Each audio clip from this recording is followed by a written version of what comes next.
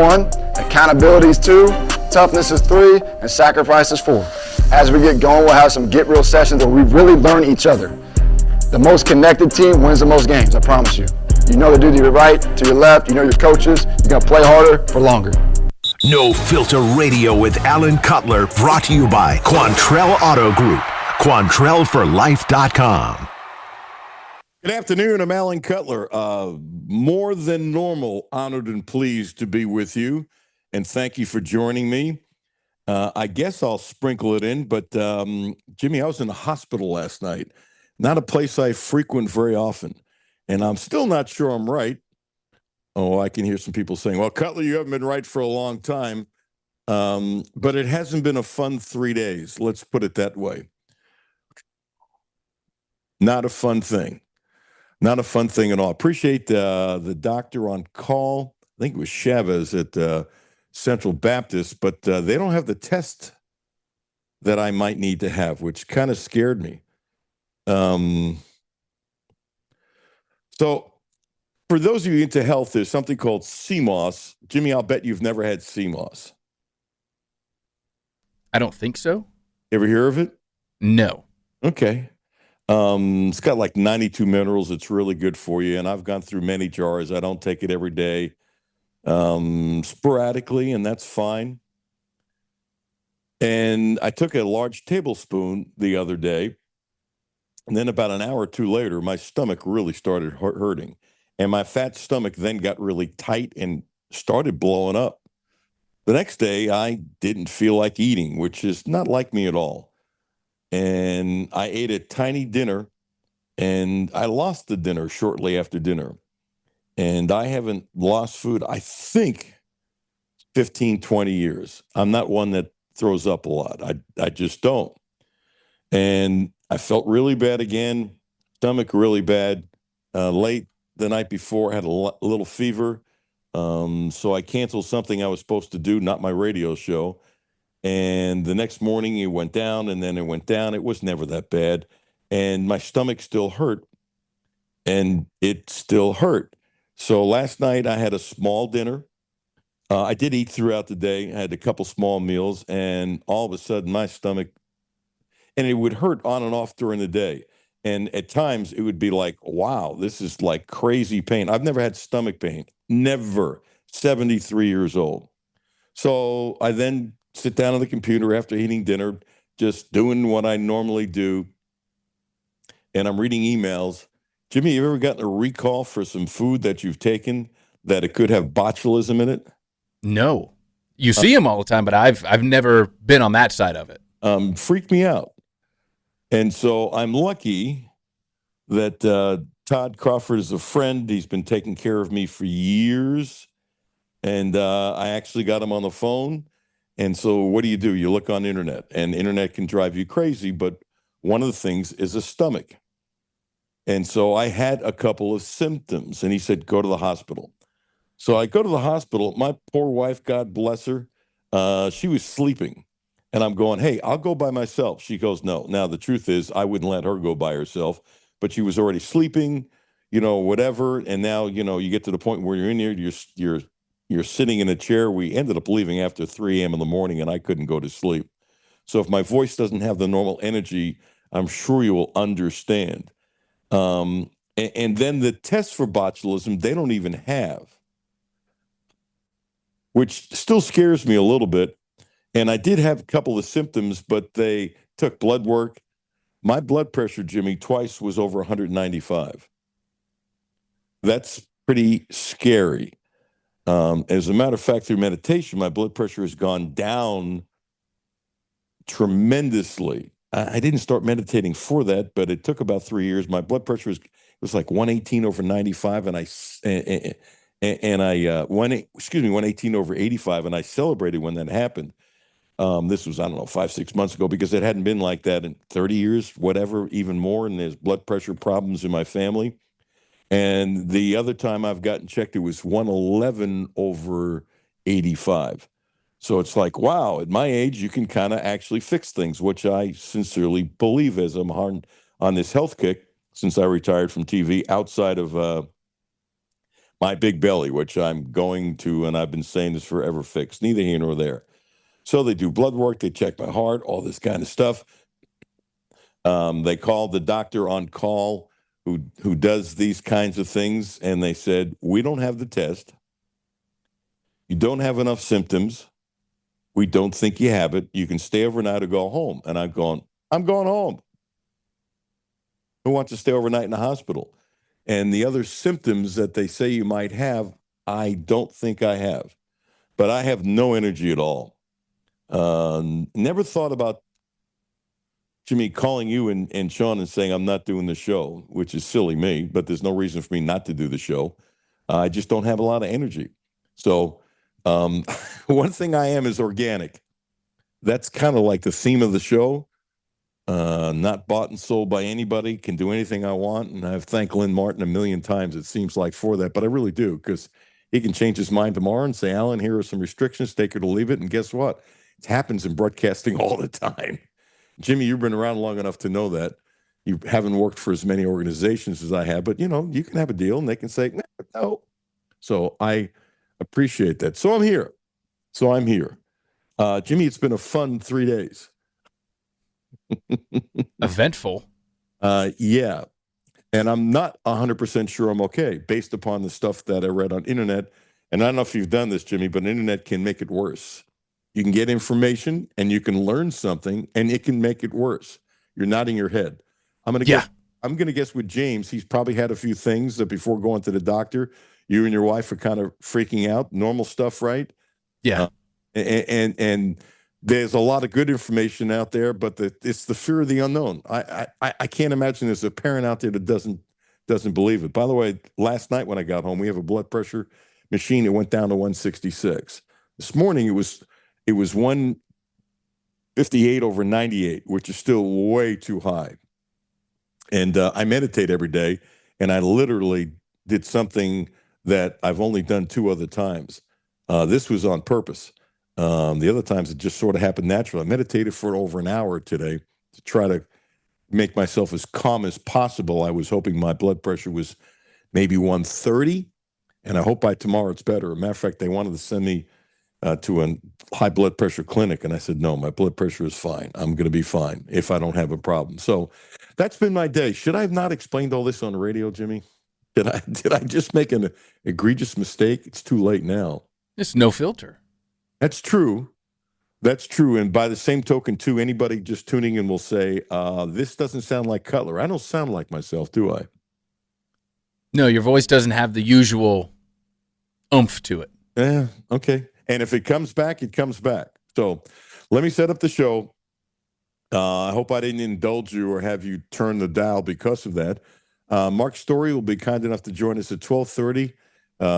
My dear old friend Dick Hoops Weiss. I think it's 8 Hall of Fames he's in.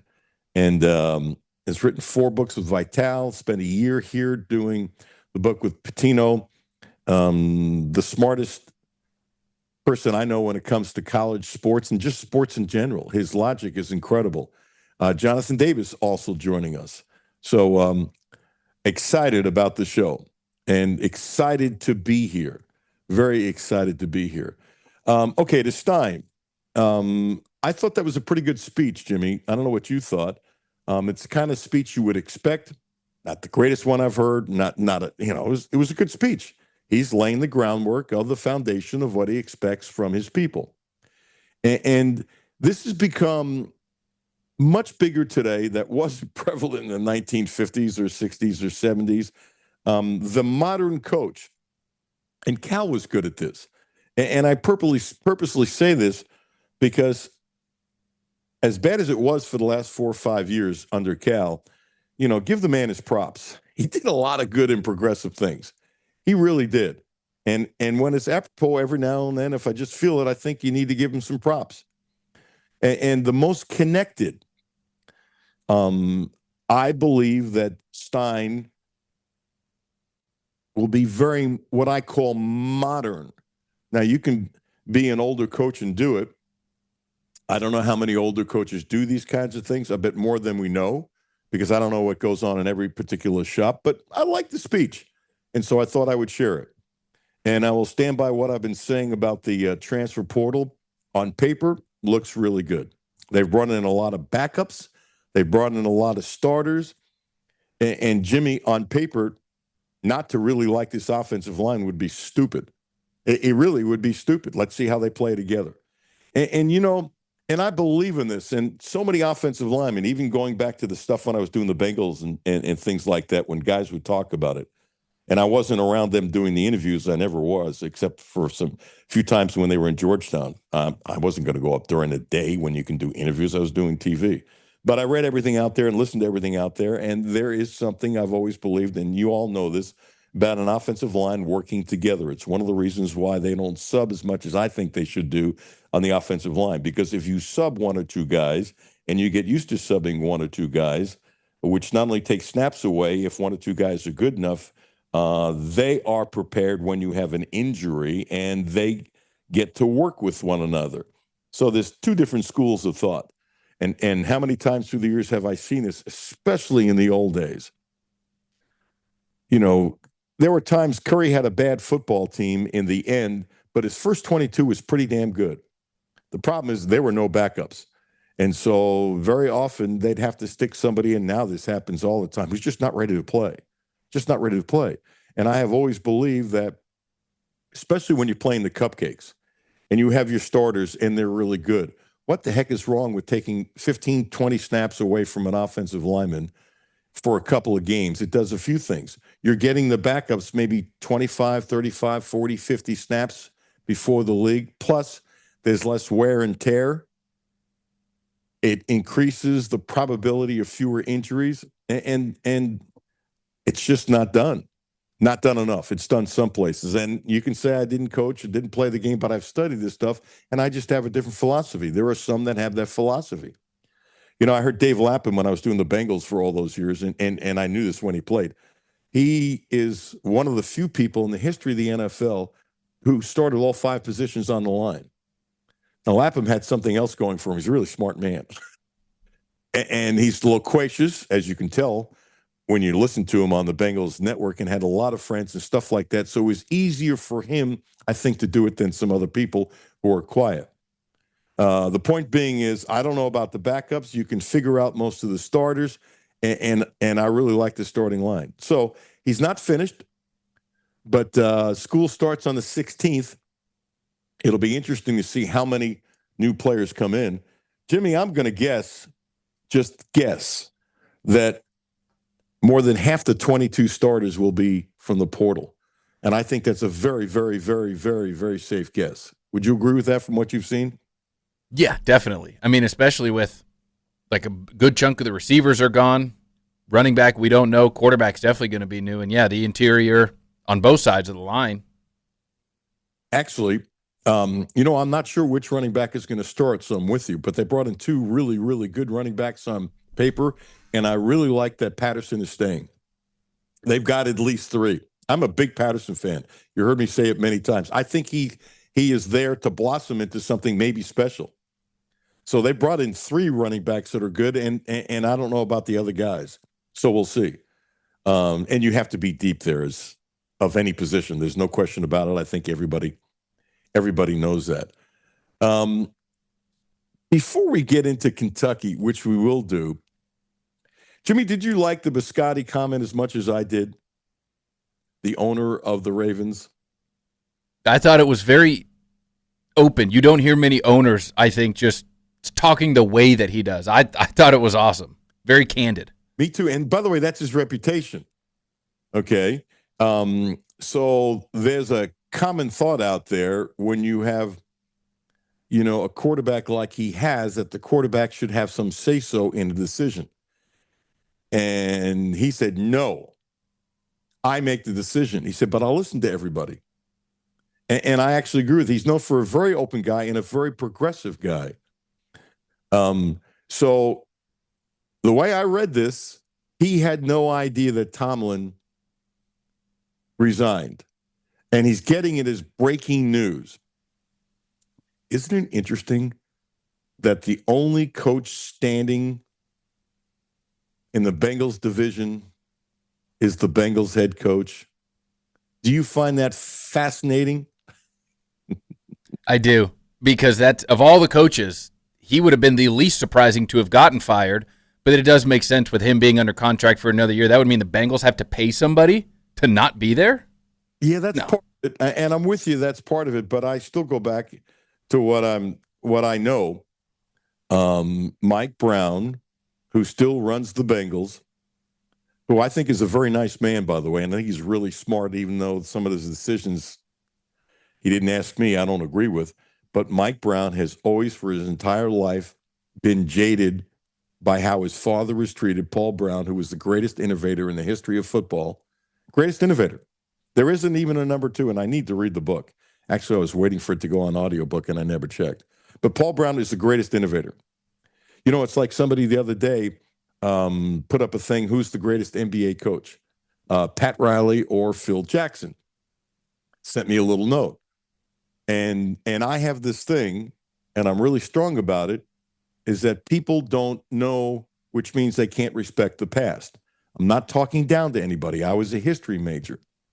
Okay. And there were, for example, how often have you heard the name Otto Graham, Jimmy? Not very often anymore. But you have heard the name. Mm-hmm. As far as I'm concerned, there aren't 10 quarterbacks in the history of the NFL better than Otto Graham.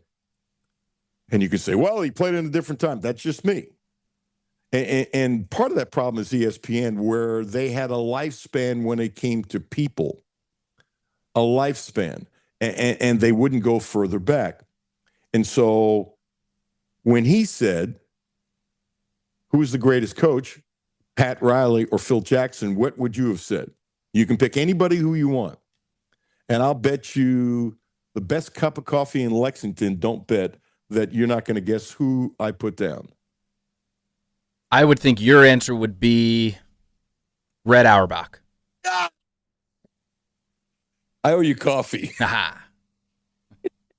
You drink coffee? I don't even know that. Yeah, I drink coffee. Okay. Next time I come to the studio and you know I'm coming, would you do me a favor? Yeah. Remind me and then give me your order from any shop in town that you like. I owe you that. You know what? I don't mind the losing the bet and buying the coffee. I don't give a rat's about. You do know that, right? Yeah. You know what just ticked me off? Oh, you did it again. You're a smirk. You have a smirk. Not that I should give you marriage advice, because the longer I'm married, God bless my wife, I think I know less and less as time goes on. Please tell me you don't smirk like that at your wife. No, not very often. Every now and then, if there's a little thing where I know I'm right. Okay, wait a minute, it's kidding around, obviously. Yeah. You do that in a nasty tone. Well, I think the only thing that you have that gets to me, and it doesn't get to me bad, let's not be serious here, is your smirk when you know you're right. And you know what? Every time you know you're right, you really flash it strong. Now I wish I'm about to turn you off so we don't do Zoom. So I put down Red Auerbach. And the person, I forgot what he wrote, but okay, I could see that. And he was super, super smart. And also was the general manager and constructed the team. And if you say Pat Riley, unbelievable. I get it. If you say Phil Jackson, unbelievable. I get it. But let me throw it this way. As much as I respect Phil Jackson, and he's a brilliant psychologist, there's no question about that, he didn't get the players. And so, Jimmy, if he was the coach of Charlotte and didn't have Michael Jordan, would he be considered one of the greatest coaches of all time? No. To me, what makes Red Auerbach better is that he got the players. You know, you've heard me say this, that I think Bill Russell is the greatest player of all time. That's me. Very few people agree with me. I've been saying this for decades. It's all good. 11 championships in 13 years. Obviously, there are other players around. Could have always scored more. Greatest defensive player of all time. Unbelievable athlete. And by the way, you know how many national championships he won in college? 2. Go look at how many games they lost those 2 years. None. San Francisco, what have they done since? Also, Casey Jones was on that play, and he is, without a doubt in my mind, the greatest defensive guard of all time. Couldn't shoot, but that's neither here nor there. So he traded 2 great players One of them was Cliff Hagan, who's in the Hall of Fame to get the rights to Bill Russell. That was brilliant. Absolutely brilliant. No question about it. So it's whoever you like. Anyway, so Biscotti, it's a good thing I never go on tangents with sports, right? Biscotti, the owner of the Ravens, was doing a press conference, and it's 1,001. He did not know, unless he's a great con artist, that Mike Tomlin had stepped down. And so I think he's doing kind of a year-end press conference, that kind of stuff. And this is reaction. I thought it was terrific. Here it is. Mike Tomlin stepped down at Pittsburgh. He did? Is it official? That's what I keep hearing. So, is he a candidate here? Holy shit, Mike, wouldn't that be awesome?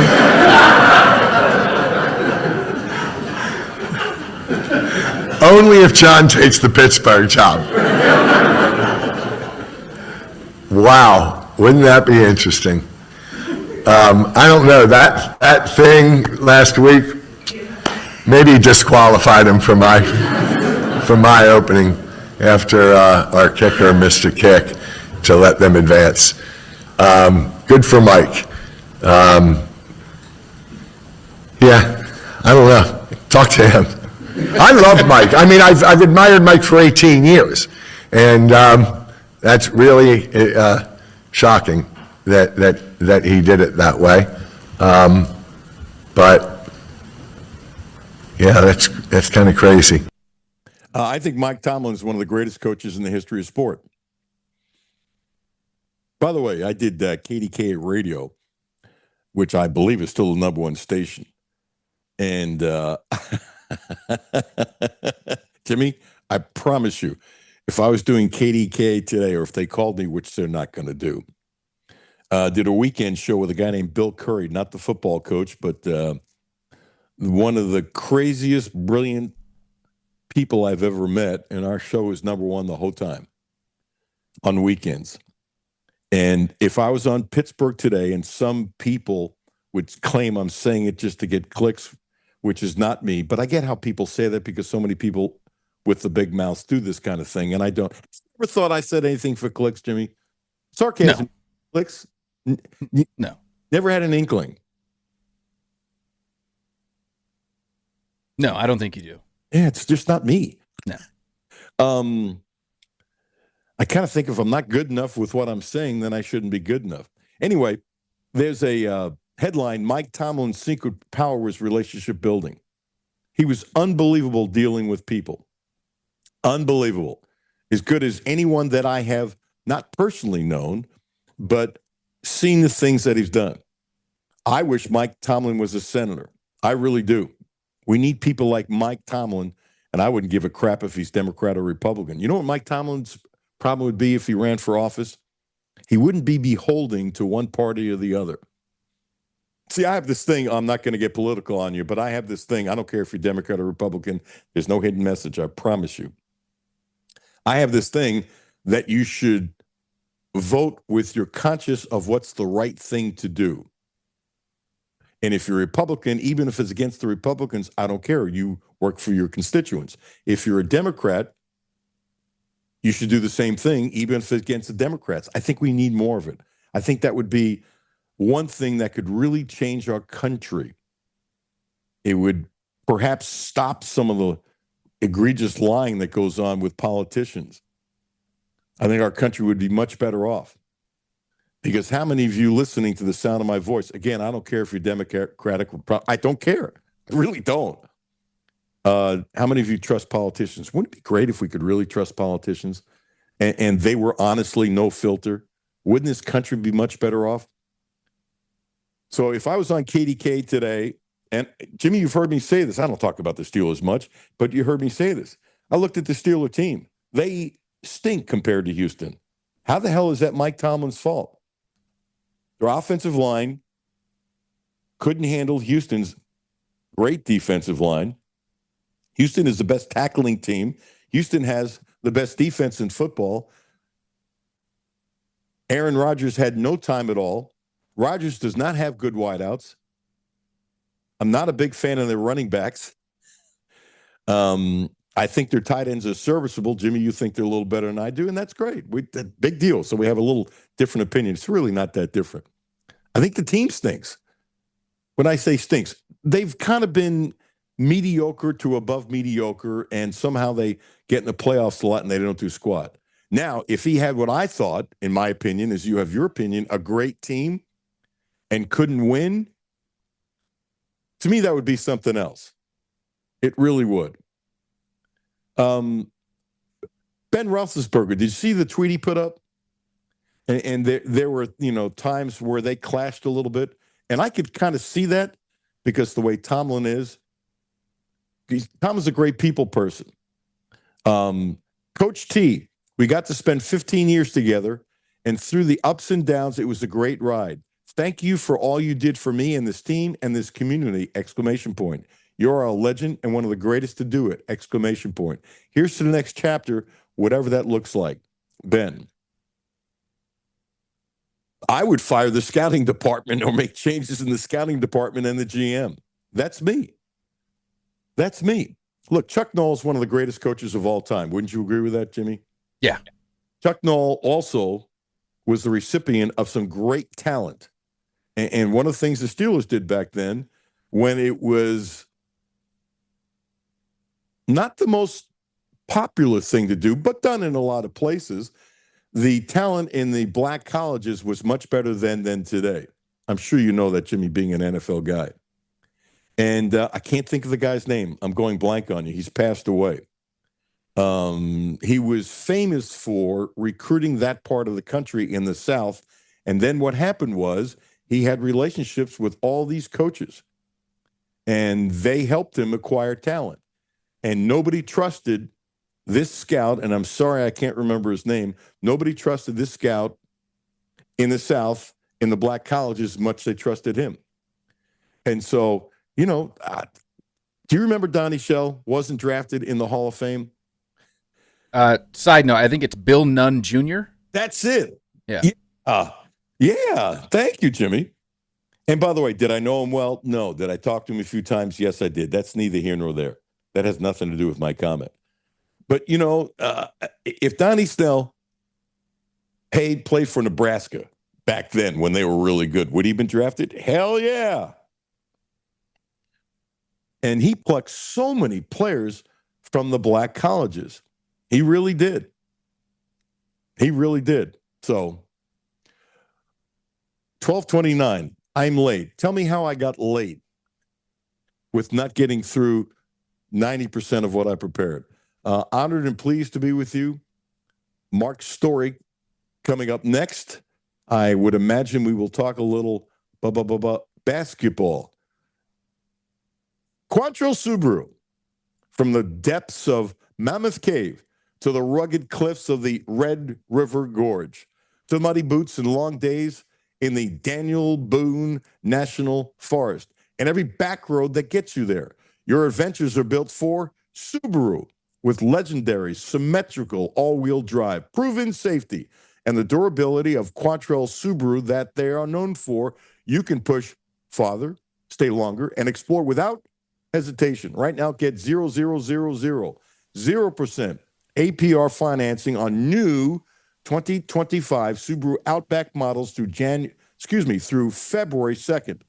That's through February 2nd, 0% APR financing on the 2025 Subaru Outbacks. Built for Kentucky, ready for anywhere. Quantrill Subaru. Visit QuantrillSubaru.com. See dealer for details. And don't forget about their Volvos. We have the VC60. It's a hybrid. We love it. 3 cars now over a decade from Quantrill. And don't forget about their Cadillacs.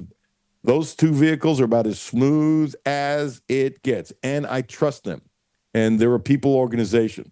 And they've become friends. It's interesting how things happen in life. Mark Story coming up next. Alan Cutler, 1300 AM, 92.5 FM. No Filter Radio with Alan Cutler, brought to you by Quantrell Auto Group. QuantrellForLife.com.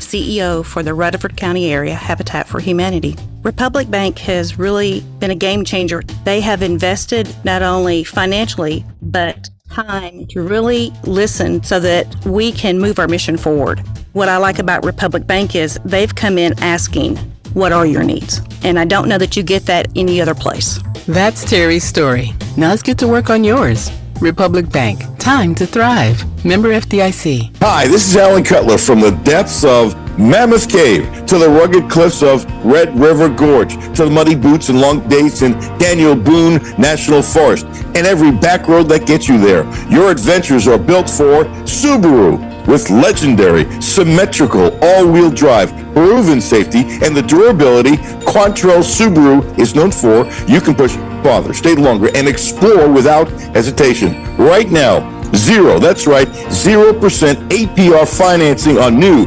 2025 Subaru Outback models through February 2nd, 2026. Built for Kentucky, ready for anywhere. Quantrell Subaru. Visit QuantrellSubaru.com. See dealer for details. Baby, it's cold outside. Uncle Rick, warm yourself up with a hot coffee or cappuccino at Clark's Pub and Shop. Kappa what? Cappuccino. And while you're there, be sure to pick up some of our in-store specials. We have 5-hour energy shots, Bloom energy drinks, and Blue Diamond almonds. Each buy 2, get 1 free. I feel warmer already. Clark's Pub and Shop. Return. Refresh. Refuel. Back to No Filter Radio with Alan Cutler. Podcasts on Apple, Spotify, and Google, Monday through Friday. I would love to talk to those guys. I really would. I'm a type of guy that I don't sugarcoat. And any player that's ever played for me, one thing I'll tell you, they'll say Coach Hansen was intense. He didn't play, but he was always fair. I'm one of those, this like I was as a player. When I was coaching, I was intense on those guys pushing them, but those guys know at the same time I cared about them because I have them in my office, talk to them about their families, things like that. So I had a great balance with them. But the other thing too is the career I had, there's nothing they could tell me. There's nothing they could tell me because I had the career to back it up. But at the same time, I have to have balance in terms of really getting on them on the court or really bringing them to my office one-on-one and getting on them hard and showing them that love, asking them about their families, go grab a bite to eat, what's going on in your life. So you have to have that balance to really get the most potential out of your players. That was Reggie Hansen last week, a man I have a great deal of respect for, a very positive man, a hard-nosed kind of guy. He's very old school, and I wanted to play that again. Plus, I wanted Mark Story to hear it, veteran, outstanding columnist for the Lexington Herald later. Mark, how are you? Thank you for joining us. What did you think about what Reggie said? I thought the key thing there is if you're going to get on people, they will only accept it if they know you care about them, and they have to believe that is sincere caring, not the fake caring. I thought that was the most interesting part. That's a really good comment, fake versus sincere caring. And I've always believed, when they say, well, these are 17, 18, 19-year-old kids, they're not stupid. And I think kids can tell pretty quickly if you're a fake coach. I've always believed that. You don't have to be 40 years old.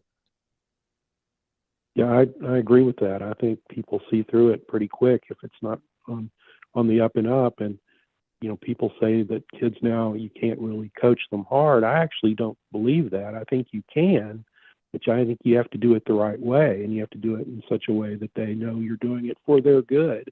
And you also have to be willing to explain things. You can't most people aren't going to run through a brick wall for you now without asking why they need to do that. You need to have a good explanation. I couldn't agree with you more. I actually think some people who are athletes thirst for discipline. There were a couple of kids who, in the portal, they're supposed to be pretty good. Mark, I have no idea who the hell they are. But, in their, stuff they put on Twitter was they're going to Indiana because they want that hard discipline.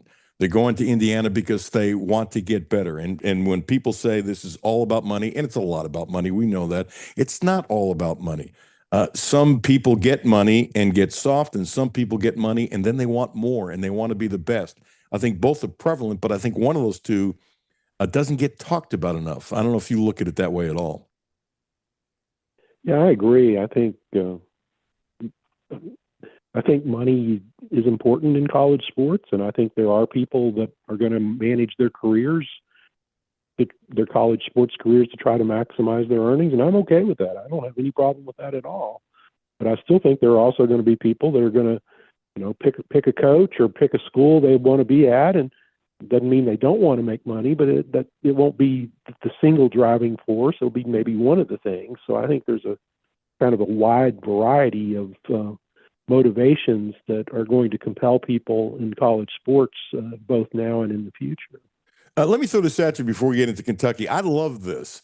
I thought it was fascinating. I'm sure you obviously saw it. Ty Simpson, when he had some offers as much as $6.5 million supposedly, and a couple offers for $4 million. We're talking about Miami was the biggest one apparently, and then Tennessee, Ole Miss, $4 million, and he decided to turn pro. Here's the quote, Mark. Everybody would just remember me as the guy who took all this money and went to Miami or Tennessee for his last year. But I was a captain.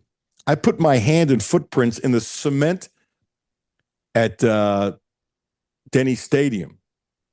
I would have lost everything that I built at Alabama. I thought that was a beautiful quote. Did you? Yeah, I just, as I was saying, I think there are going to be people that are going to dictate their choices and how they manage their college sports career based on maximizing their earnings. As I said, I don't have a problem with that. But I also think there are going to be people that are not going to do that. That doesn't mean they don't want to be compensated, but are going to make decisions based on other factors. And it sounds like in this case, Ty Simpson was one of those. I think this is true in a lot of other businesses in the world and stuff like that. It just doesn't get publicity. And it gets amplified. Yeah, I agree. Because I don't think these kids are any different from, I don't know, TV, radio. You can tell me newspapers because you've lived your life in it, and restaurants and many other businesses. But now it's like, it's all about money.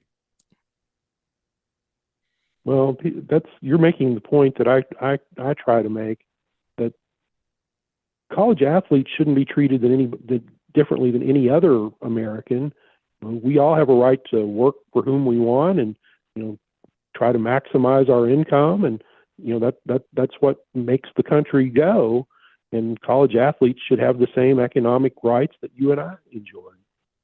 See, I couldn't agree more with that. And if people are saying it's too much money and stuff like that, it's a pretty simple deal. Someone is offering it. Isn't that the American way? Like, they don't have to offer it, but they are. So I'm going, okay. And if it says the host system is going to collapse, then maybe the host system is going to collapse. And I don't know how to change it. I would like to think that the system will be okay. But you know what? Some of the games have been played when it's been great games. You ever think about NIL, what a player's making if it's a great game? Well, that's my thing. If people say that this is not sustainable, and maybe it's not. But to me, that would just be the market correcting. I mean, okay, and people will make less. I don't see that. That to me is just a market thing. Now, I understand the risk in that is the market collapses in Starkville before it collapses for in Austin, Texas, or College Station, Texas. I get that. But yeah, I just think there's way too much hand wringing and way too much desire to basically, impinge the rights of the athletes for the convenience of the schools. And I just think we ought to let the athletes be like everybody else in terms of their economic rights and their economic opportunities. Yeah, I'm waiting for the other ball to drop, just like what you're saying, that the chasm, there's two things I think happening. The chasm between the haves and the have-nots is going to be wider. That's one. But there are going to be some have-nots. When I started doing the show, it's now in my fourth year. I don't know why I started using Morehead State as the example, with no disrespect, but I said, hey, look, if Morehead State has somebody who went to school there and they're a billionaire and they want to, and it was the year, remember, Miami had this big booster, and all of a sudden all these guys were getting a ton of money and Miami was really good, and then they had some problems the second year with some of the people that they gave money to, whatever, neither here nor there. But I said, there'll be a school And so far, I haven't been right. I guess you could say it was Indiana, but Moorhead and Indiana are a little different level. No disrespect to Moorhead State. But there'll be a school where there's a billionaire who says, I'm just going to give a ton of money to the school, and now the sports programs will increase tremendously. So I think there are going to be some new haves, and Indiana is part of it, although it's not all about money. They're getting a lot more money now from Mark Cuban. But yeah, there's going to be a shifting. There's going to be an absolute shifting, and there will be, I think, over the next 5 years, some teams are going to basically fall off the face of the earth. Can you see that? Well, I mean, I guess it depends on how you're defining the haves and the have-nots. I would argue that so far in the current era, when we've had NIL and the unlimited free transferring, at least there's been more parity, not less. And you look at San Diego State and Florida Atlantic and Miami, Florida, the Hurricanes, and Alabama have all made their first men's basketball Final Four trip. Conversely, Indiana is in the football playoff for the second year in a row, and Arizona State's made it, and Texas Tech, SMU. I mean, so far, within the power conferences, it's created more parity, not less. Now, we're still in a fairly new to all this, and systems is always changing. So, we'll see what happens. But most of the predictions in terms of just the rich will be richer, at least within the context of the power conferences, have not proven true. Now, I think what you're saying is the stratification between the top in terms of the power conferences and the other Division I conferences is going to grow. And I think that's probably true. But even that, Murray State made the College World Series this year in baseball. And admittedly, baseball, by the nature of the sport, is more unpredictable than than football or basketball, probably. So even there, I don't know that what's coming means that you won't have Cinderella stories like that. And I understand we didn't have many Cinderellas in the most recent men's basketball NCAA tournament, but I don't know that proves we won't have them in the future. Okay, so maybe I'm not communicating properly, or I did a bad job. The parity where some new teams will blossom, I kind of meant that, but when I say that the Y between the top and the bottom, I think there are going to be much fewer Cinderellas. Somebody's going to pop up, and Murray State is a great example. That was unbelievable. They have no budget. Nobody shows up to the games, and they gave that coach a huge raise, and he deserved it. But I think over the next few years, there are going to be some schools that just don't have the money and are going to go in the hole. And you'll have some schools which are now getting money, but when they don't produce, boosters won't kick in as much because they want a return for their investment. And I think this is over 4 or 5 years. But you're absolutely right, and I agree with you. Anybody who thought Indiana was going to be good, but I give Signetti more credit than the money thing. Some of these other schools are popping up. I couldn't agree with you more when it comes to that, but I think the bottom is going to get worse. I think you're going to see more teams over the next 5 years. We'll see who might have won, 7 or 8 conference games in basketball now might win 2 or 3 or something of that nature. I could be wrong, but money is money. You can get money anywhere, but not everybody's going to have it. And I think money will be the deciding factor in a lot of cases. And maybe I'm wrong, but you're right about the top. And I think actually the game of basketball is better. And I think football is better because guys are staying around longer. I mean, the number of people between the ages of 21, let me get that stat, throw it out here. When I saw it, I kind of thought it would be big. I had no idea it would be this big. That Indiana has 47 players between 22 and 25. And I would have guessed I had a bunch. I would not have guessed anywhere close to 47, Mark. And the NFL has 140 players that are ages 21 and 22. And so I think the age thing is huge when it comes to that. But how is Toledo going to keep any of these players? And so, and I'm throwing out Toledo, not just because Kentucky played them this year, but as you know, they've been pretty damn good in football on that level for a long time. And the MAC, as you know, has been a very good conference. And I think, for example, my point is that the MAC schools that don't have the billionaires and millionaires putting money in, I think they're going to get much worse. And I think some coaches are going to get fired because they can't get the talent. But I could be wrong. Well, that's a concern. But the thing about that portal is it works both ways. And there are going to be guys that are in the power conferences that aren't playing, that are looking for a chance to play. And if you evaluate those guys well and find guys that have talent that just aren't, for whatever reason, haven't gotten a chance to show it, then those guys are going to. That's how Toledo makes its living. I agree with that, and they're good at it, and that is an excellent point. Yet Kentucky with Stoops brought in some guys from big schools who were backups, thought they'd be good, didn't work out. So the word you used, which is powerful, is evaluating. We'll see. Okay, let me throw it this way. Maybe you have better confirmation from me. I don't. Pope strongly hinted on his coach's show that Cam Williams was going to start. So I'm taking that hint. I saw somewhere, and I have no confirmation. Maybe you have. And because of me being in the hospital last night, I didn't do a lot of work this morning. I prepared in the hospital, actually. I saw somewhere where somebody is saying that Yelovich is starting. I have no knowledge of that. I don't know if you do. Do you know? And what do you think of Cam Williams starting? I think Cam Williams starting is a great thing. I think he's a really important player. It's interesting to me, even early in the year, before he was, it really found his game. I go back to the Louisville game, and his plus minus in that game was ridiculously high compared to the rest of the team. Yep. And I think in the Michigan State game, he was the only guy who was. I think he was even, and everybody else was at minus, meaning that Kentucky, with the other players on the floor, were outscored pretty substantially, but were even with Cam on the floor. I think his threat as an outside shooter, he seems to be dialing in. I think it helps spread the floor.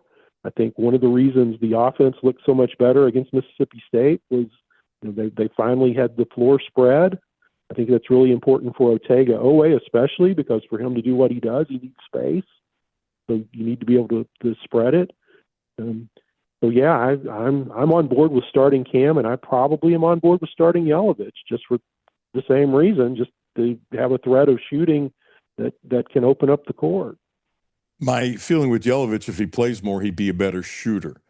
That's just me. So I was the other day, I was just walking way before the game by the benches. Man says hi, say hi back.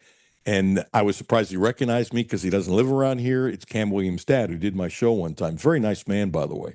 And we were talking, and he said something about the fact, hey, man, my son shoots great in practice. And I said, Mr. Williams, I don't care about practice. And he kind of gave me a look. I said, look, I've heard those stories, but I also heard there was a practice where Owe apparently was just lights out. And I said, I only care about how it is on the court. So he gives me a little bit of a scalp, and he's being respectful and that kind of thing. But I said, let me tell you, I've already said on my show, and this was last week, that Cam should be starting. So then he smiled. And then when he started putting the ball on the floor, oh my gosh. So his game is evolving right in front of our eyes. I'm giving you a roundabout thing here. You, I know, saw all the stuff on social media early on when Cam was terrible, couldn't hit a shot. He's not a Kentucky player, and I don't know how good he was going to be, but I just said, I like him and give him time. He's not used to here. This is a tough place to get used to. Let's see what happens. And I did say that a number of times. And I feel the same way about Jasper now. I love Jasper's potential. I'm biased towards the family. I'm the first person to say it. But I loved how he was brought up. I loved how the other day, you've heard coaches say, hey, don't shoot right away, get in the flow of the game. And he came in and hit that three from the side as soon as he came in. I think he can become not a great point guard this year. I'm not saying that, Mark, but I think he can become a better point guard than a lot of people realize. And I guess we're going to see. Comment on either one or both. Well, in the case of Cam, as I mentioned earlier, the thing that I found intriguing about him was how much better the team was faring with him on the court, even before he had really gotten untracked.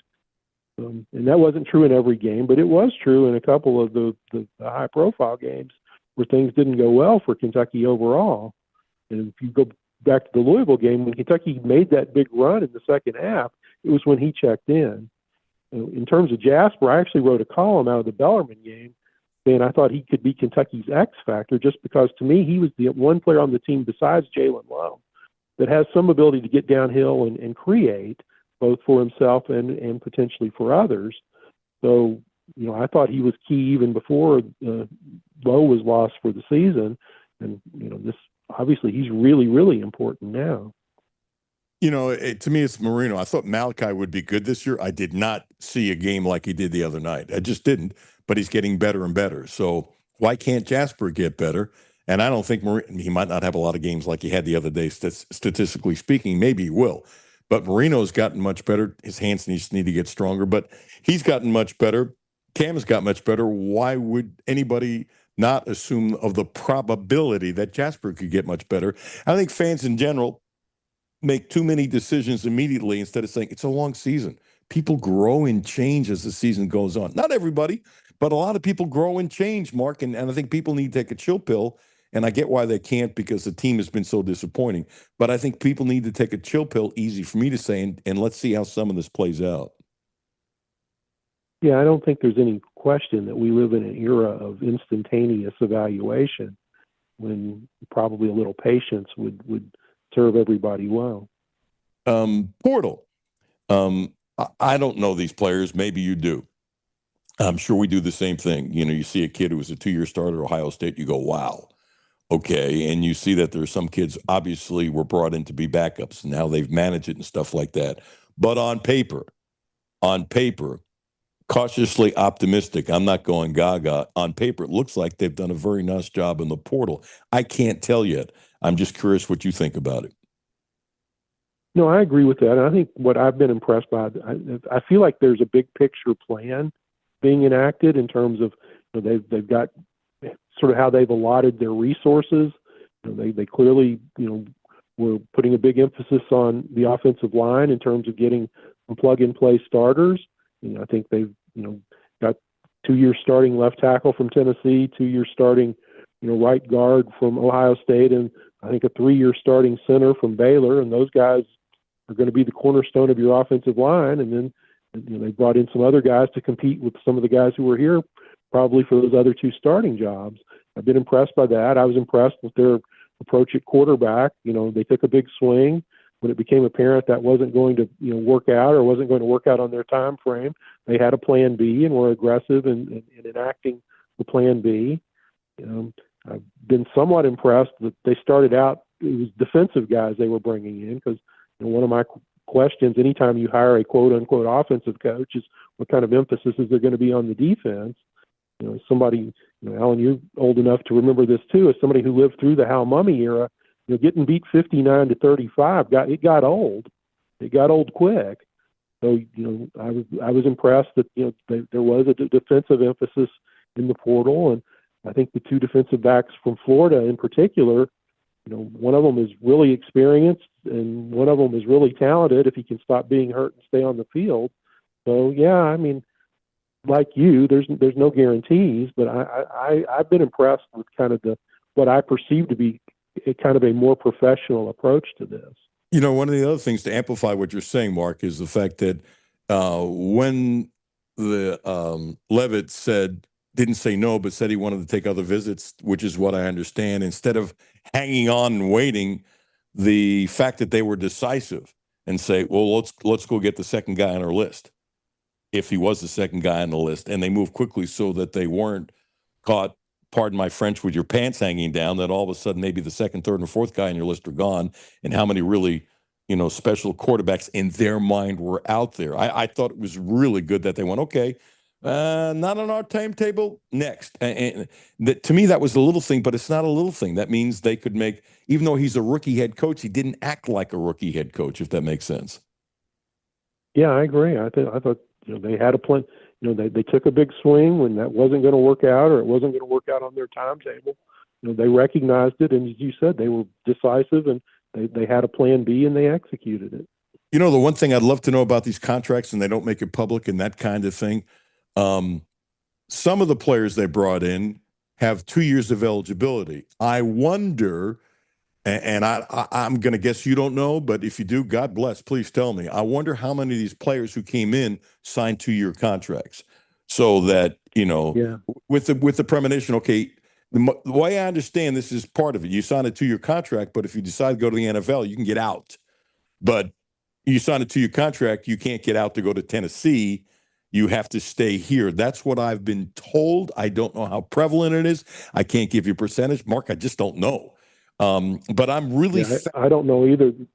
One of the things that would interest me about that is scholarships are for 1 year. So can you sign somebody to a contract that is longer than the commitment you've made with your scholarship? I think yes.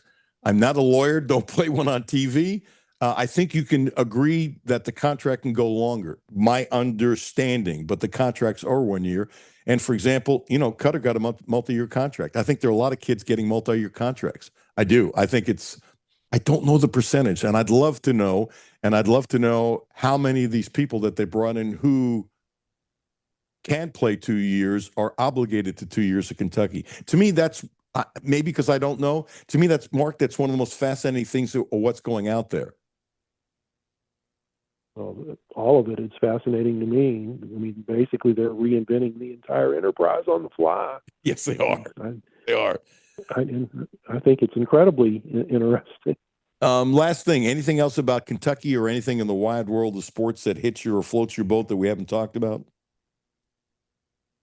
I went to the Kentucky-Oklahoma women's basketball game Sunday just as a fan. That thing was a war. That was one of the most intense physical basketball games I've ever seen. And Kenny Brooks did something really smart in that game. The game had been so physical, but by the middle of the fourth quarter, nobody on either team could make a shot. But Jordan Obey, who had been in foul trouble and been on the bench because of fouls, she was fresher than everybody else on the court. Down the stretch, he fed her in the post, and she scored the last 2 baskets of the game. And Kentucky emerged victorious from a game that was tied at 57. Well, this is really bad, Mark, because we've agreed so much in this half hour. I bet you're going to be upset when you hang up. I said the same thing on Monday. Not only that, I asked the Oklahoma coach after the game, was this, I'm trying to remember exactly how I put it, but, was this game more physical than most games, whatever? And she goes, no, it's the SEC, they're all physical. And so I watched the game. To me, and it's not like I've gone to a million women's games, I'm not going to lie. To me, it's the most physical game I've ever seen Kentucky women play. I did watch the LSU game, and I thought it was physical, but because of the TV angles that are so wide, it's really tough to tell. Sitting, I don't know where you were, but, there's not a bad seat at Memorial Coliseum, but sitting where I was, I've never seen anything so physical. And the Kentucky kids were getting pushed around a little bit, and they tightened up and toughened up. And I thought it was very physical on both sides. And oh my gosh, I like what Brooks said that, and I like this a lot, when the 2 stars, they said they're doing nothing Monday and Tuesday. Instead of saying take a day off, they're not doing anything. And in the press conference, I think the week before, he said, I'm really good at load management. I'm really good at it. So I thought it was terrific that, he said that Strack and Tony, who I could see, could you see her calf sticking out? Because she was cramping? Yeah, I did. Yeah, she could barely walk. Yeah. In the fourth quarter, but yet that when she blocked that shot on Reagan Beers, that was one of the more amazing plays you'll ever see. Your point guard blocking the shot of the 6'5" center at a crucial point in the game. With cramps. with cramps, barely able to walk. I thought she was going to be good. I had no clue that she would be this good. I don't know about you. I actually said that on a different program earlier in the week. She came in highly touted. She was considered the second best point guard in the portal behind Olivia Miles, who left Notre Dame for TCU. But yeah, she's been. So I had reasonably high expectations of her, but she's been far better than that. She's really good. I don't know if she has enough hype to get there, but to me, she's playing at an All-American level. I agree with that, except I don't have enough knowledge of the other guards to know that that's bad grammar. Excuse me. I need to speak to someone who's more adept at knowing the women's game. But if there's 3 point guards better, God bless, I want to see it. Mark, thank you for your time. I hope you're not upset we agreed way too much, and please give a great plug for everything you do. Well, you can read me on Kentucky.com, KentuckySports.com just go to my column site. I'm tweeting out or sharing stories on X, Facebook, LinkedIn, and Blue Sky. Thank you, sir. Appreciate your time.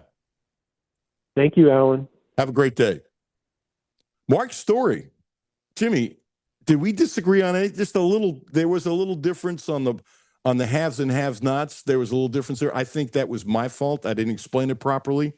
And I really think over the next 5 years, there are some teams going to be in serious financial trouble. Teams that have won going to be in serious financial trouble, while there are others that are uplifting. But did we agree too much for a half hour? All legitimate? I don't know if it was too much. It's more than usual with guests. That was the interesting part. I don't know, like you said, I don't know if that's good or bad.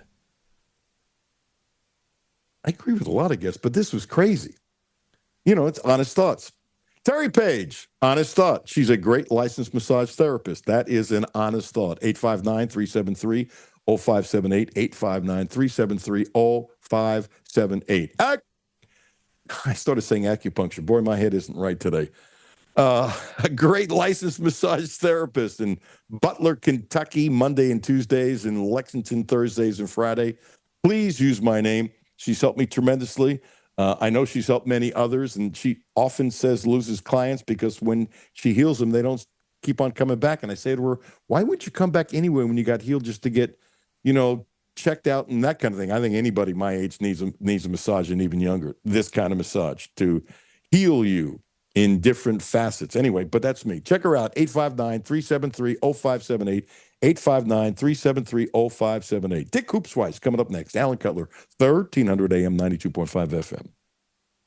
No Filter Radio with Alan Cutler, brought to you by Quantrell Auto Group. QuantrellForLife.com. Hi, this is Alan Cutler. Do I have 3 minutes? Yeah. Okay, I'm going to try to make some coffee. I need more coffee. Okay.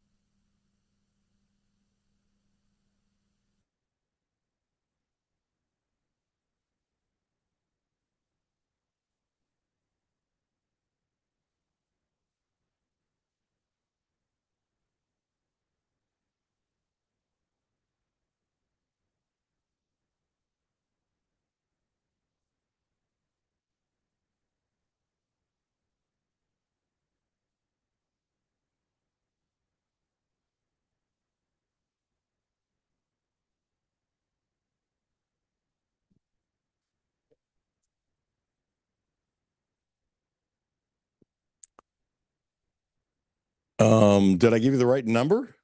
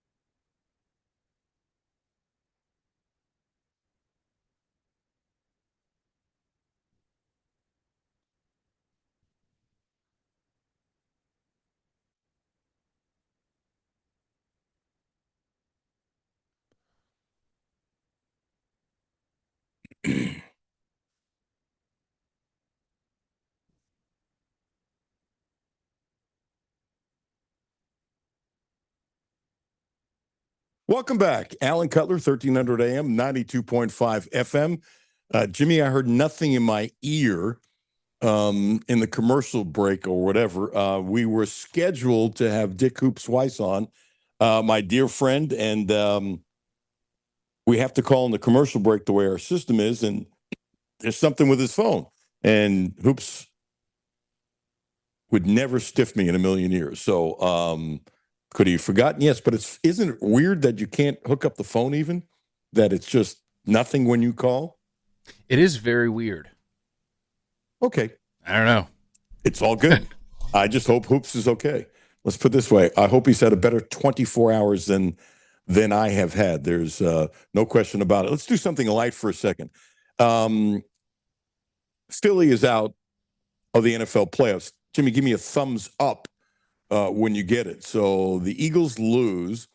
And my first thought is when I heard this, Jimmy, that if I was a program director, I'm serious as a heart attack, I would bring him to have, still in these big stations, they have program directors. I would bring the kid in to do a show. I don't know if by himself, but if I was in Philadelphia, I would have found this young man's parents and I would have brought him to the studio to do a show. Jimmy, you have it? Yes. Okay. Listen to this kid and how ticked off he is. How ticked off he is and his explanation about his Eagles going down. Yes, this was a huge letdown. This was my Christmas present, and I got a loss. Oh no, you probably would have rather had Cole, huh? Yeah, probably. I'm feeling two of two things. A, I want A.J. Brown packing his bags, and I want him somewhere else that is not here. I love you, A.J., but, you can't make those drops in that game. And I also want Kevin Patullo flipping burgers at, the local McDonald's or something. I don't care. Why do you say that? Whenever he's an offensive coordinator, it's like he's flipping burgers. One side, he's cooking. One half, he's cooking. and the other half is completely wrong. Is that a 10 and 1 out of 10? And what did he look like? 7, 8 years old? Maybe he was 10. Probably not. I think it said he was 11. Really? Yeah. He didn't look 11. What a mouth on that kid. He's been paying attention during the tailgates. You can tell. Oh, absolutely. Absolutely. So I'm serious. If I was doing a show in Philadelphia, I would bring him in the studio with his mom and her dad. Obviously, you're not going to bring an 11-year-old without having a mom or dad in there with him if you wanted to show up. What do you think the odds he would say no? I think that kid's got star potential. Do you? Oh, yeah. I mean, just at 11 years old, not to just freeze up when the camera's asking you something. You know, a lot of these kids, they're talking to them, and as soon as the reporter's there and they say, okay, say the same thing you just said. Right. Nothing. Yeah. It's all quiet. Yeah. Quiet on the Western Front. By the way, if there's a young person out there within the sound of my voice, and especially within a radio area where you could talk to a parent first and that kind of stuff, who can do that, I'm interested in putting you on the air. I'm serious. Very serious. As a matter of fact, what's the text line that I never give out? 859-381-1313. You have it ingrained in your soul. If there's a parent out there who has a young person who sincerely talks like that, and that's what they really believe, not making up a hype or any BS or anything like that. If there's a person out there, I'd love to talk to him. And, you know, I fail to believe, Jimmy, there's not at least a few kids within the sound of our voice on 1300 AM and 92.5 FM that isn't like that. I would be shocked, wouldn't you? I just don't know who the heck they are. Oh, yeah, and what's crazy is there's even younger kids now that are getting, set up with podcast equipment from their parents, and they're starting this at like his age, 12, 13. They're letting it out. You know, I really believe had, this kind of thing been available when I was a kid, I would have been in broadcasting in high school because I used to practice play-by-play and stuff like that when nobody was around. I would never do it if anybody was in the house. Literally, I'm 9, 8, 9, 10 years old, and I would turn the sound down of the Yankee game, and I would do the play-by-play. Did it all the time. And if somebody walked in the house, I would just clam up. My brother had no idea I did it. My sister had no idea I did it. I don't know if I was ashamed, which I don't think it was, or just didn't want anybody to know what I was doing. And, I would get loud and rambunctious and have fun with it. Okay, to the Cats. Everybody knows how positive Mark Pope is. And Jimmy, tell me if you disagree with this. So Pope always takes the positive side. Everybody knows that. That's not breaking news. And so in his show and the press conference, I think it was both. But anyway, he was talking about how much better the team became when they started sharing the ball and those kinds of things. Me, I look at it, yes, the way Pope does, but I look at the other side, which Pope doesn't touch. And I don't look at it any more about the way I'm going to say it because Pope is so positive, just who I am.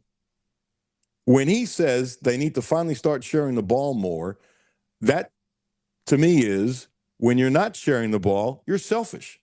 Seriously, you're selfish. And this is not the only basketball team this year has been selfish. How many have been selfish? I don't know. Do I think Kentucky's been worse than most teams? Yes. Do I know most about most teams? Do not. Don't care to.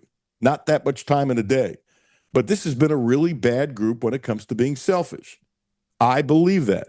And so what I want to see tonight when they play LSU, I want to see if this is an unselfish team. And I'm serious about this. If they go back to being selfish, could they lose to LSU? Yes. If they're not selfish, does that guarantee a win? Does not. Does not. It's not like you snap your fingers and fix one thing and everything will fall into place. I don't buy it. I don't buy it. And what Mark Story said, I've been saying the same thing, too, about the spacing of the court. Cam Williams changes everything. He just does. Because how many players do you have to go out and guard? You really don't have to guard Owe, although he shoots better from the outside than I think a lot of people realize. Didn't say he was a great shooter from the outside, especially when he's wide open and has time to shoot. He just is. With Cam, That's a different story. You have to go out and play him, which enables him now to beat you off the dribble. What a lovely combination. I'm not saying he's going to be the best player on the team before the end of the year. I'm not.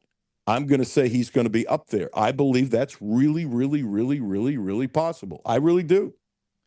And as much as he's improved now, I think he's just scratching the surface. And so visualize the court and how you have to spread it out. It's totally different. And if Yelovich starts, and again, I don't know, but if Yelovich starts like I saw on one site, and maybe I shouldn't say it, it certainly hasn't come from Kentucky. And actually what they put in Kentucky notes, and I get it, they even had Lowe starting. They're very slow. I'm sure not the only one about, making up the starting lineup and that kind of thing. Now I'm going to assume the obvious, that in Kentucky's next game against Tennessee, Lowe won't be on the list.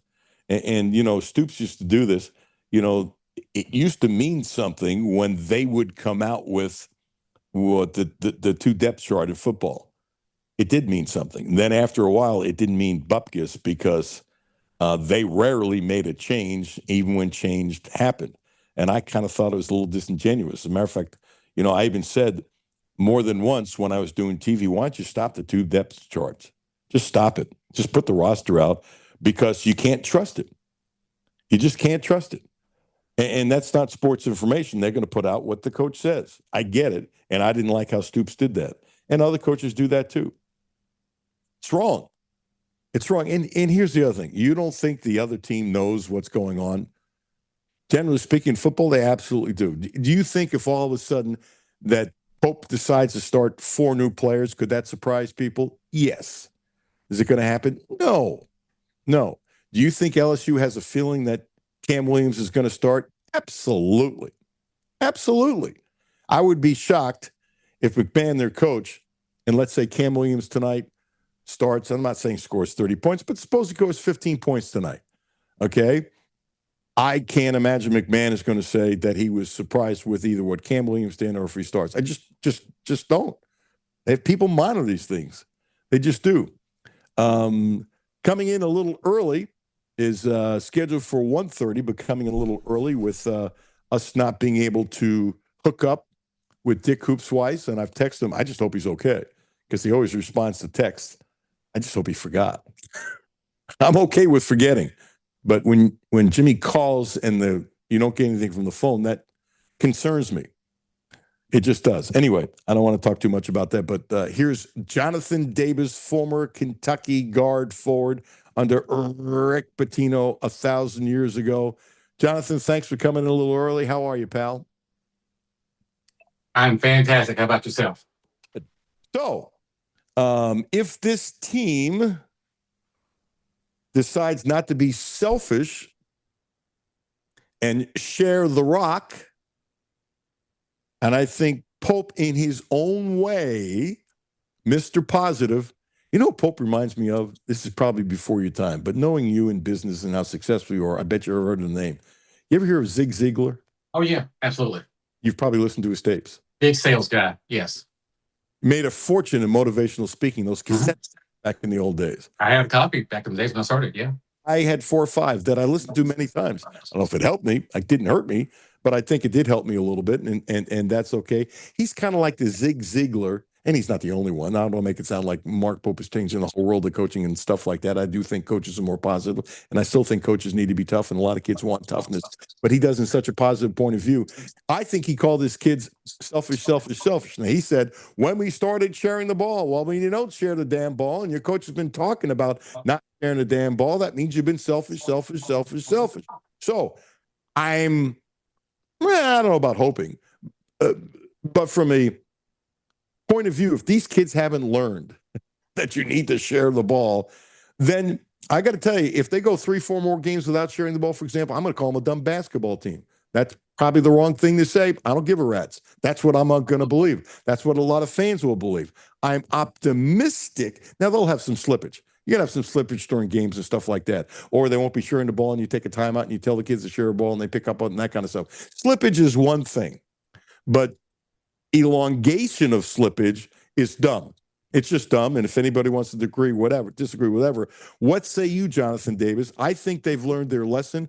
If they haven't, they're not as smart as I think they are, but I'm going to be positive and think they have learned the lessons, which still doesn't guarantee that they'll beat LSU tonight. What say you, Mr. Davis? You know what? I'm going to say cautiously optimistic.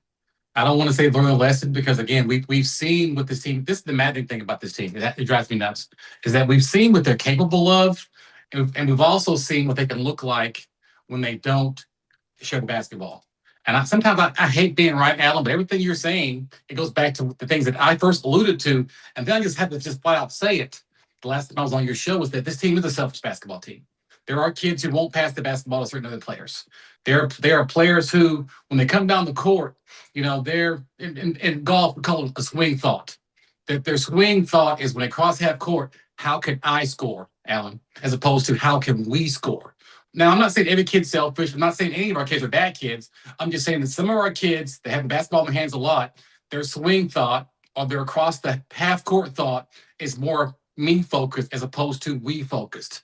Now, we saw in stretches of the last game what it looks like when kids do share the ball, we're pretty daggone good. I mean, we're not great, but, in our defense, there's no great team in basketball right now, which bodes well for, the Wildcats this year, because there's no one team that's just a behemoth, like a 90-60. There's nothing like that out there right now at all. There's nobody great. There are lots of pretty good teams. And this year's championship, Alan, could come from a team that's either at the bottom end of the top 25 or not ranked right now at all, which is extremely rare that it ever happens. But it's a possibility this year that somebody could just click at the last month of the season, get it together, and then win 6 games and cut the nets down that nobody really saw coming. That's a possibility. Now, having said that, that team could be us. Going back to the first part of the year, we thought we'd be towards the top of the leaderboard for most of the season, but that has not happened. We've lost some games that are just absolute head scratchers. You look at it and you say, how in the heck did we lose to those guys? And as bereft as we are at point guard, we still have more talent on this team right now than our 98 championship team did. We got 4 kids, Alan, that are probably going to be 10-year pros. I didn't say the generational talents. I'm not saying they're even going to be NBA superstars. We got 4 kids that have the ability to be 10-year pros, and when it's all said and done, make themselves $100 million because the economics of basketball are so different than they were, back in the day. So all that being said, could we do it? Yeah. Am I convinced? We're absolutely convinced that we're going to do it just yet. I need to see us win 5-6 games in a row. I hate this, win 2, lose 1, win 2, lose. We can't do it like that. We got to get to where winning becomes a habit. And right now, the winning part is not a habit yet. The things that are innate, the talent level, again, encouraged by that, but I'm not yet encouraged that they're totally bought in. The proof's in the pudding. I don't care what you say. I only care what you do. The last game was great. What we do tonight is going to be great. What we do for the next 4 or 5 games will be the tell of the tape. Can we get on a run here? Can we win 5, 6, 7 games in a row before we have a fall apart, before we slip up? Because it happens. I mean, nobody expects you to run the tape. But we do expect consistency. We do expect that to come from the top down. We expect, kids to operate in a manner that's befitting of wearing that blue and white uniform. And we haven't seen that consistently just yet. Bits and pieces, yes, but not consistently. Who are the 4 or 5 players you think will play in the NBA for 10 years? Well, obviously Quains. He's a guy. Well, it's not just guaranteed, but just based on their talent level. And also, I have friends out there that are NBA scouts, and we talk about the kids. Quaintance is one. The 7-footer from Georgetown is one. The Johnson kid is one. And here's one under the radar. Nobody talks about it, but he is right now for the last 6 games. This kid is 16 for 32, I believe, from 3. Williams is a prototypical D&3 guy. Doesn't turn the ball over. He's not selfish. He makes open shots when he's throwing the basketball, and he doesn't do anything that draws attention to himself, which is what the average fan doesn't pick up on because he's not flashy. He just produces. 10-year pro. 10-year pro, Alan. I don't disagree with the Cam Williams, by the way, at all. 10-year pro. I think this kid is a star blossoming right in front of our eyes. He's not 10 years old. He's a baby. Yeah, and he's going to fill out more. He's a much better defensive player than he's given credit for. I still can't get out of my head, which is a good thing, the block he made on that jump shot. jumping, as you were a great jumper. Jumping high is one thing. Jumping high and quick off your feet. Quick feet. If you've got both, it's kind of dangerous. And Alan, here's something else about this kid. He makes winning plays. He does the little things that the average fan doesn't catch. Like he'll make the pass before the assist. Like he'll catch the ball, quickly swing it. He's not catching the ball and thinking, "Oh gosh, man, how can I make a basket for myself?" No, he'll catch the ball and boom, it's gone. Hot potato. The way all five should be doing. He does that stuff right now, and the NBA notices. We're going to lose it to the NBA next year. Whoa! They notice it. You think Cam is going to the NBA next? If he keeps shoots 50% if he keeps shooting like he's shooting, he will be gone. He's 50% from the 3-point line in the last 6 games, 16 for 32 or 33. If something like that. 50% the rest of the year, he's absolutely gone. He's gone. He's gone. Yeah, it's not guaranteed, but his path is he's creating a runway for himself, and the people who need to know that they noticed. No, if he shoots 50% the rest of the year, he's gone. That defense, like I say, he's not selfish. Right. He's gone. And they will wait on him. And I use this example many times. Oklahoma City is as good as it gets when it comes to drafting players. They have all these extra draft choices. You can draft him in the first round, in the first day, and stash him. Yep. It's a 3-year guaranteed contract, and you say, son, go play in the G League for a year. Don't put on 30 pounds. Put on another 8 or 10 pounds. Get a little stronger. Work on your hand a little better. That kind of stuff. And by year 3, you might have a hell of a player. And I could see some people turning the radio off. Why are you talking about? Because what you're also saying of the potential of this year's team. And I said, it's not over. We can still do it. I said last week, and I don't know about the week before, but I know I said last week before the games that he should start, and he'd be starting for me and be playing. And it's the example I use till his tongue hangs out, because his dynamic changes everything. Alan, I've been coach up. I'm so excited about this, but here's something else about him. Again, go back and watch the film. This kid, his conditioning, even though he rarely starts, when they put him in, he's in for long stretches. I mean, he'll play 8-10 minutes at a time. And not once put his hands on his waist, never once puffs or puffs. He's still playing at a high level late into his shift, very late. The games that we've been competitive, Cam is in what I call the closing team. We got 5, 6, maybe 7 guys that we make a run. I'm not gonna call any names. We know who they are. We got 5, 6, maybe 7 guys we can make a run with. He's always in the closing team, and when he comes in 11 minutes to go in the game, he doesn't come out. He doesn't come out. Why he doesn't start, I have no idea. It's like playing with one hand behind your back. Just start him. He doesn't get tired. There's no drop off in production.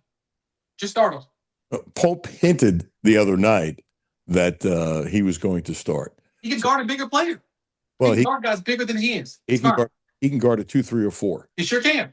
And I don't know about, let's say, a short point guard at Mississippi State, but I think if he had to guard Hubbard for a short time period, he probably could. And I think he can guard a bigger guy. I don't think he can guard a 270-pound big man. No, he's not a center. But he can stretches. He can switch off. And 2, 3, and 4, you lose nothing with him on the court. Plus, with his shot-making ability, he doesn't turn the ball over. He doesn't make mistakes. I mean, you want a guy like that on your team. He's catalytic. He makes winning plays. We put him in the game. We can't take him out. So just start him. And there aren't a lot of 270-pounders in college basketball, was my point. He's a little bit like, and I'm not ready to say this defensively, but Willie Stein was a freak when it came to guarding 1, 2, 3, 4, and 5. I don't think he's on that level. He's not that level, but similar.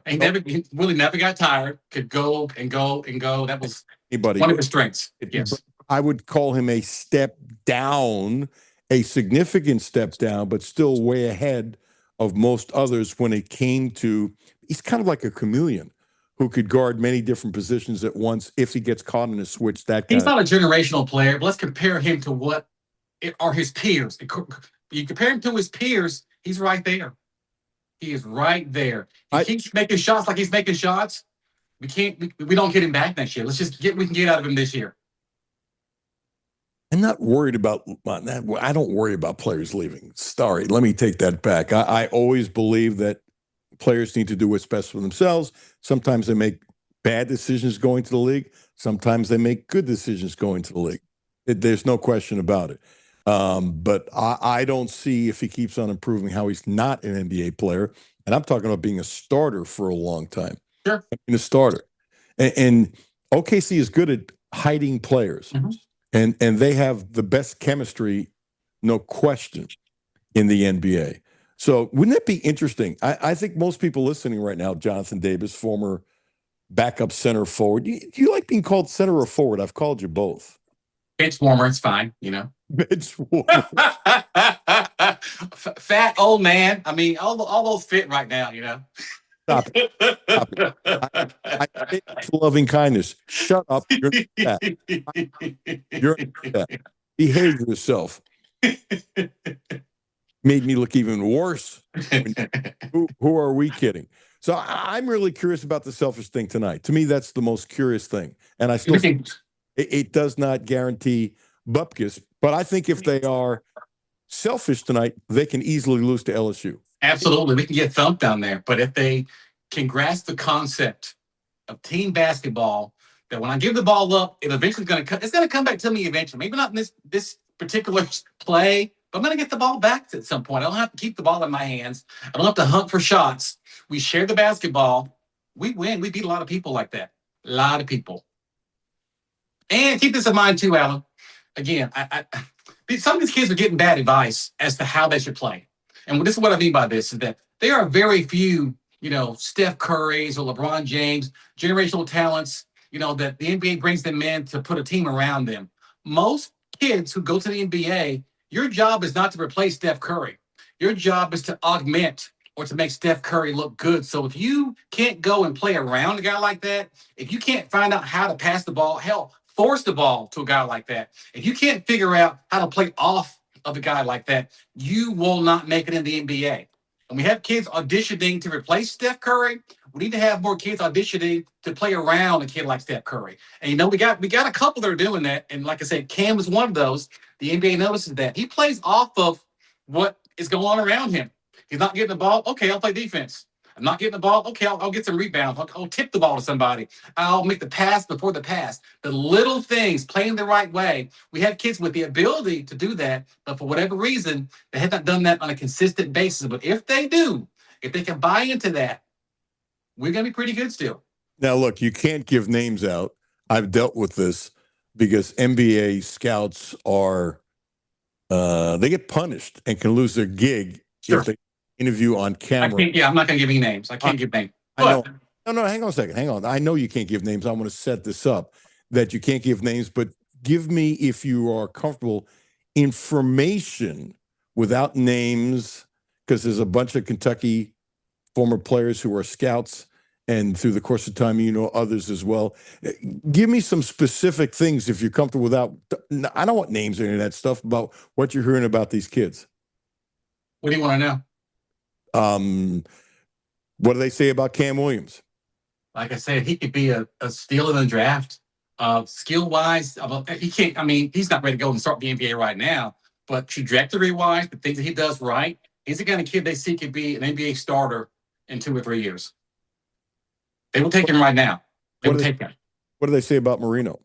Marino, conditioning is an issue with him. But again, similar situation. Skill-wise, feel for the game. He's a guy you want to get and stash. He's a get and stash kid right now. He could also be gone this year. I think it's possible as well, even though he's not ready. But if he plays in the G League next year and lifts weights, he'll be ready before this 3 years is up. And I'm not trying to scare people off and say, well, he's good. He's good. We have good players that, the nature of the game has changed, that you're not going to have kids that are really good stick around for 3 and 4 years. Those days are gone. And if a kid's really good and he comes here and works his butt off and takes advantage of opportunities, he's going to get a shot to go right to the NBA. And God bless him. I don't have any qualms about that. We should want that on some level. The issue we have with the previous administration is that everything was geared towards preparing kids to go pro and winning games and winning championships at UK. Heck with that. There's a happy balance to be struck there. We can get really good ball players to come here, play well for us, help us hang a banner, and then you go and get your money. That's those two things are not mutually exclusive, Alan. They can happen at the same time. You're wrong with your numbers, by the way. Okay. I think Cam Williams, looking at it, is 16 for 31 from three. 52%. Over 50%. 52%. And this goes back to the Indiana game. Mm-hmm. So this is 6 games, and you're talking about, I think that's a significant sample size, especially since you're talking about going back to before Christmas, since you're talking about it's a chunk of the season, since you're talking about that you've seen him improve a lot since then. 16 for 31 is ridiculous. Ridiculous. And you know what? Know why we don't notice it, Al? Know why the fans don't notice it? Because this is almost comical. No one on his team even looks for him. We don't come down looking for the guy who shoots 50% from the three-point line. He gets shots out of the offense. But when he gets them, he makes half of them from the three-point line, which is absolutely insane. He should get 10 threes a game on a team with a point guard or kids looking for him. He takes what he gets. And when he gets them, he makes them. And the NBA notices. They know this. Now, let me play devil's advocate here. You're not going to like this. I know you're not going to like this. I'm not discounting his 8 for 10 against Bellarmine. It is a cupcake. Okay? I'm not backing down from that, and no disrespect to Bellarmine, and I shouldn't have to always say that. But matter of fact, Feldhaus's son is going to Belmont. Okay, excuse me, Belmont. Belmont. Yeah, my bad. It's both with B's. Anyway, I'm not discounting it, but if you take that out, I'm going to do it.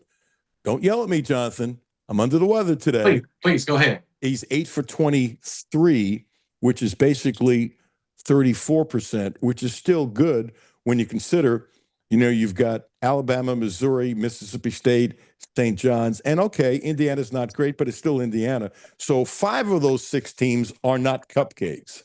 And so that might actually amplify it even more. And I would venture to say that it's possible. I'm not going to predict he's having another 8 for 10. You can't predict that. Could it be possible? Yeah. Predict it? Hell no. But do I see him having a 4 for 7 or 5 for 7 or that kind of thing against somebody in the SEC? I absolutely can. Absolutely can. So now the devil's advocate is that doesn't negate the Bellarmine.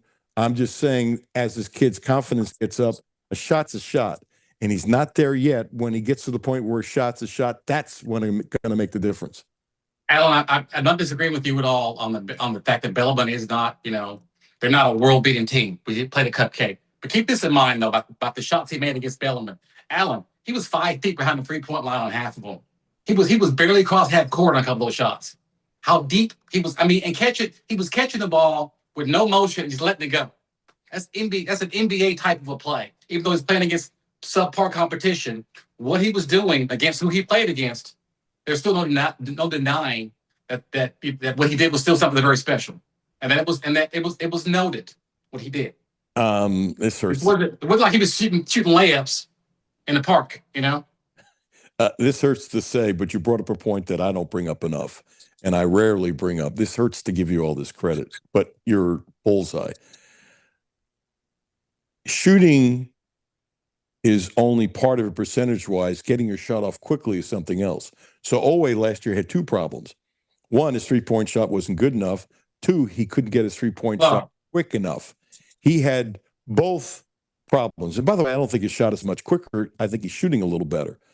I think it still needs to be quicker, but if he keeps on stealing the ball and if he keeps on playing great defense, he's more of a scorer than a shooter. He's not a shooter. He's play to his strengths, Alan. Yes. He's never going to be a Steph Curry knockdown 3 guy. It's not his game. He can make a lot of money inside the three-point line because he's so strong and so good around the basket. Just be that guy. He reminds me a little bit, and I'm going to take some pluses and minuses, Jonathan Davis. Let's see what you like, of Wallace, the former Kentucky. Very similar. Very similar. I believe that Wallace is a better defender. Wallace, man-on-man defender. I think Wallace is one of the better defensive guards in all the NBA. Plus, Wallace makes steals. Wallace's shot hasn't gotten as good as I thought it would based upon him being in the league. And now you've been in the league, what, 3 years, 3 or 4 years? I think it's 4 years. This is his fourth year. by I now, watched him last night. by now, his shot should be better. He's found his role, Alan. No. I'm not negating him. And matter of fact, that's a compliment to OKC, and here's why. There are some teams, because his shot isn't good, would not value his defense as much as I do and you do. And they gave him an opportunity where I honestly think that Casey Wallace wouldn't have had that opportunity with a lot of other teams. Like, I'm not saying it would be specifically Charlotte, but when you have a bad team, they often don't believe they can afford to put a guy on the court who's not an offensive guy. He doesn't give a crap about that. And if you think about it, they got enough people who can score. That's not a problem with OKC. So they're saying, okay, guess what?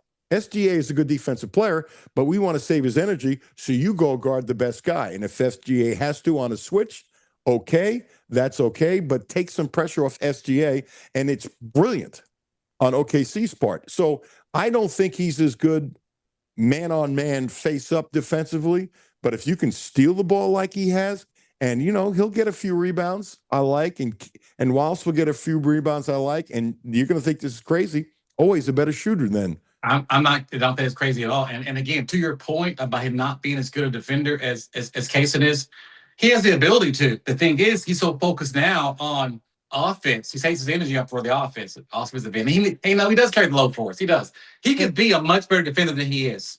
He's not slow-footed at all. He can be a better defender. Slow-footed. I actually think Kaysen, I'm going to you while you're talking. I shouldn't have done that. It's like we're at a bar talking, you talk, I talk, you talk. No, I'm interrupting because I'm in a bar. Silly comment, but I think most people know what I'm saying. I think Wallace is quicker. And That's fair. He's more intense. Here's why I will disagree with you on Wallace and Owe. I think Owe is not a bad thing. I think he's hunting for steals. I think Wallace does too. I've watched him enough, but I think Owe hunts for them more. And I have seen Wallace get steals and dunks too, by the way. He's pretty damn good at it, by the way. I just think, I'm not saying Owe's a bad defensive player. I think he's a very good defensive player. I just don't think without stealing the ball, he's nearly as good as Wallace, because I'm going to anticipate that Wallace will make first-team All-NBA defensive team this year. I'm not ready to say that Owe is going to go into the NBA and be first-team All-NBA. I don't see that at all. There's still room for a guy like Owe to get better. When he's playing his best, if he gets better, there's room for him in the NBA. There is, but not as a shooter, not as a three-point shooter. No. And matter of fact, he defends, and he's physical, and he gets steals. Yeah, there's a spot for him there somewhere. He needs to get on a team that has plenty of offense, and then he kind of create on his own. Yep. Where somebody, I'm not saying it's OKC, because unless they want two guys like Wallace, when they might, to have him come off the bench. That's kind of an interesting thing, which we'll see. But he has to be on a team that has the foresight to see it. Plus, enough guys with offense that if he scores 8 points a game, but he ends up with 8 points and 4 rebounds and 1 or 2 steals, and 2 assists, if he becomes he has the potential to be a great stat stuffer in the NBA. Yeah. That's the term I was looking for. And outside, Wallace at times is a hell of a stat stuffer. Mm-hmm. So you can see 4 guys playing. I have a theory about, as Jonathan Davis kind enough to join us today, I have a theory about JQ. Can't prove it. I don't know squat. But when you talk to your NBA scouts, if you're comfortable sharing with no names, I'm wondering if the fluid in his knee continues to be an off and on problem, which, by the way, is not unusual. It's not unusual with knees. And if by the end of the year, he still can't play 30 minutes a game hard, I wonder if they don't want to take him in the NBA and he has to play another year. And notice I say has to play another year. He'll make millions here next year if he comes back next year here playing in the playing here. I wonder if he comes back, because then if he has a great year where he is the guy, and if he is great next year, you can find a way to play he and Marino together if Marino's here. You can do that. His stock goes up so much that he could be a top 5, top 3 pick. Who knows what else is coming out next year? And that might be in his best interest. But I would have trouble believing that if this were the end of the year right now, let me just say it that way. If this were the end of the year right now, do I think he'd get drafted? Absolutely not. He's going to get drafted high. I don't think he'll be nearly as high. I think he'd slip like crazy. I really do. Because They want to know that he's healthy. They want to know he's healthy. Do I think he'd still be a first rounder? Yep. But because of the injury, until he can show he's 100%, yeah. If you're OKC, I keep on using an example. Actually, New Jersey, I wouldn't wish that on them anyway. Brooklyn, I still say New Jersey. They have a lot of draft. You can hide a guy, and that's how I think he gets picked. But if you I disagree. You touched on it a little bit there. A team with a lot of draft picks would just take a flyer on it. Yes, but wait a second. But if you have the number 3 pick and you need immediate help, we're not going to go number 3. But if somebody has, like I said, 2 or 3 first-round picks, maybe the second first-round pick at 11, 12, 13, yeah. Okay, I could be wrong. They'll take them. They'll take them. If it's 22, yeah. But if you have 2 picks and you're a bad team, and you got number 9, and you are a bad team, not because of trading stuff like that, you can't gamble. Your job is on the line. You can't gamble. Now, a good team who moves up to number 9, okay? Yes. Because they can afford to sit on him if they believe that he'll be okay. That will absolutely happen with a smart team. And Alan, here's the thing. You just need one team to feel that way. And something a lot of people miss, too, is that it doesn't have to be a consensus. You might have 25 teams that say, no way, and there's no way we'd ever take this guy. But one team can say, you know what? At the 15th spot, because we don't need him today, we don't even need him tomorrow. We just get this guy at 14 and just stash him for 2 years and see what happens. Because potentially, because he's so young, the potential of what he could be, you don't know. You just don't. Is it going to be Greg Oden, or is it going to be you know what I mean, or is it going to be an NBA All-Star one day? We don't know. We don't know yet. But potential is still there. And right now, the NBA is all about potential. It's been that way a long time. My understanding, Odom didn't work on his body and his knee. If that's bad information, it's been out there for. I don't know. I don't really know much about that. That was, he was the guy that was big and just dominated by being big and dominated. He was fantastic in college. Absolutely amazing.